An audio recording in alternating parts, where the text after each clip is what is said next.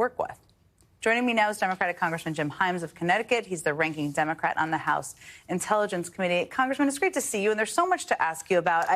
We've been talking tonight a bit about the legal and constitutional questions surrounding Elon Musk, but I wanted to ask you, given some of the headlines I just outlined there, about, you've been working in intelligence for 10 years now, right? How do people overseas look at this and look at the vulnerabilities that we might be creating? You know, it's a great question, and I tell you, I'm more concerned now than I have been in a very long time. Let's start with Russia and China. What are they seeing? They're seeing us, attack Mexico and Canada, tariffs, attack our allies with steel and aluminum tariffs. China and Russia are saying, my God, the United States is going after their own allies. They're not coming after us. They're going after terrorists and bad guys, right? Right now, I know this. They know this. The FBI is in turmoil, right? Firings and purges. And, Kash Patel, who is known exclusively for his loyalty to Donald Trump, not for his law enforcement expertise.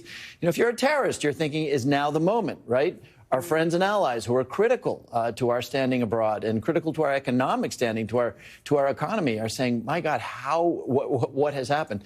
And, of course, rule of law. We've always been that country that, people in Africa, people in Asia could say, it's imperfect, it's a little ugly, but they're a democracy. And now we have the very real prospect that, for the first time since Andrew Jackson, a president is going to say, I'm not paying attention to the courts. He's sicking his FCC on a radio station, right? I mean, this is Bolivia 1975 type stuff.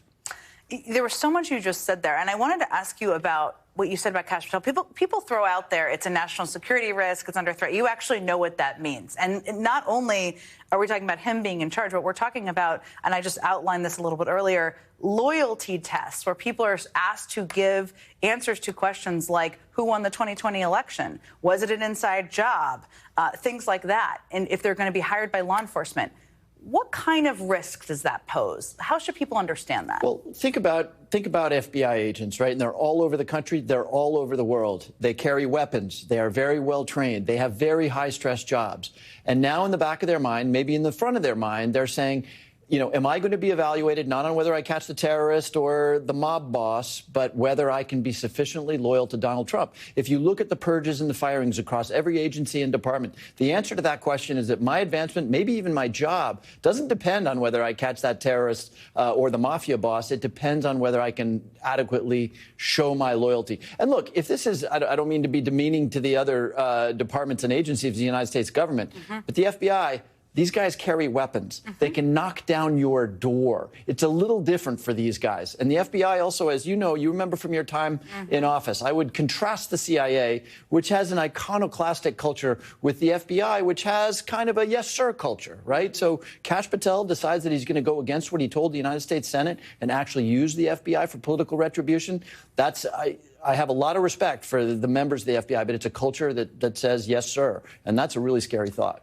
That is a scary thought. Let me ask you about Elon Musk, because a federal judge this weekend temporarily restricted his team's access to the Treasury Department's payment and data system, citing a risk of irreparable harm. We don't know that he's abiding by that. That's something we've been discussing. But I wanted to ask you just about the risk of him and some of the people. I mean, he has a person on his team who leaked secrets before from one company to another. What are the risks there of them having that data and access to the data? And how do people overseas who might be adversaries look at that and the vulnerabilities there? Well, you asked the right question. There's so many other questions that need to be asked, too, including, why the hell Elon Musk? What about conflicts of interest? Yeah. You asked a really key question. People inside the government, as you know, who have access to critical networks, who get access to classified information, they undergo a little bit of training. Why? Not because they're stupid, but because they don't know about the many things that Iranians or Chinese or Russians might do to compromise them. It might be as simple as leaving your phone on the table at Starbucks. And if that phone has information that you pulled off an OMB website or an OMB server, it could wind up in Iranian hands. And so the fact that they haven't undergone that training, the fact that, they're running through the most sensitive parts of our government, people should be really worried.